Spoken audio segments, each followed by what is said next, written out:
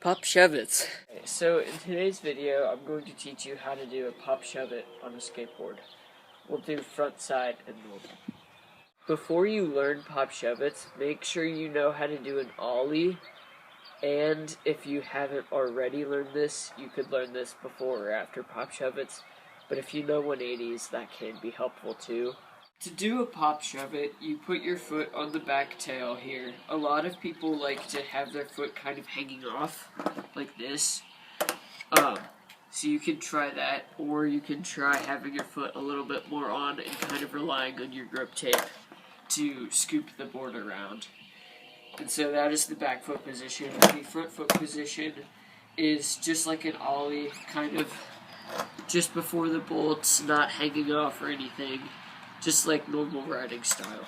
Scoop the board around like this, and then the pop is the snap of your tail. So it's not just a normal shove it where you just kind of flick it around like so. You actually do pop the tail and then flick it around. And my kind of secret to doing pop shuvits is that when you snap the tail down, you also drag your foot up on the bolts a little bit. And that way, once you do snap the tail, and you kind of get that little baby ollie in, while also shoving the tail around, it'll get that nice level pop shuvit. This little baby ollie, as I was talking about before, is why it is very helpful to be comfortable on your board and comfortable doing ollies before learning pop shuvits. So as I was saying, you want to be kind of straight up and down, because that way you'll get nice, level, centered pop shuvits that will land nice and underneath you, so you can just jump up and smash them back down. Another key detail for pop shuvits in the baby ollie kind of thing is that you don't want to flick off the edges or too high up. You just want to go like an inch or two, because if you go off the sides, it can end up kind of rotating like this half kickflip and also not turning all the way around.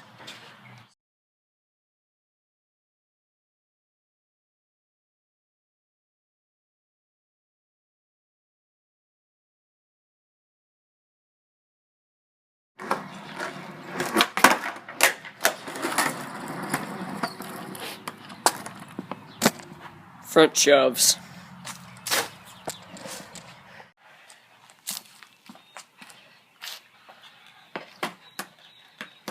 So the basic principle of a front shove is that it's the reverse direction of a normal pop shove. So since a normal pop shove is that you're kicking your foot backwards to make the board spin like this, a front shove would be the reverse direction, and you would kick your foot forward for it to spin like this. Foot placement is kind of the same as normal pop shuvits. I like to have my toes hanging off, that way there's the bulk of my foot is on the tail in grip tape, just kind of waiting to shove it all forward to get that rotation. And then in the same place, if not, your toes are hanging off a little bit. The difference between these two is the rotation of the board, and the fact that there's no little mini baby ollie like that.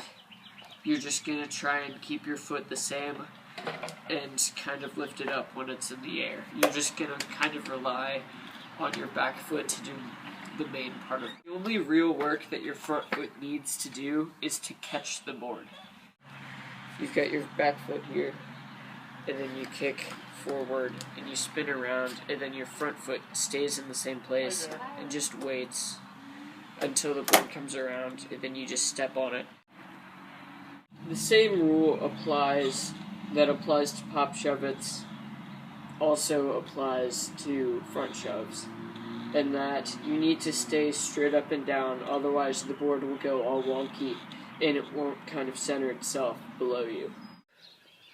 Like I said before, ollies are also helpful with front shoves, even though you don't do the ollie motion with your foot on the front of the board. just the board being up in the air and you being able to catch it and bring it back down, as the same with ollies, is very helpful into learning this trick.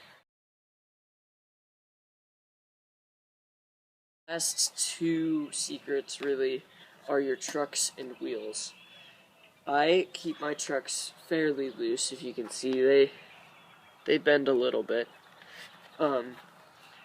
But with learning ollies, a lot of people like to tighten their trucks a lot so they don't wiggle at all. And so you get this nice even snap, and it's a lot easier to catch down and be able to learn that flicking motion with your foot.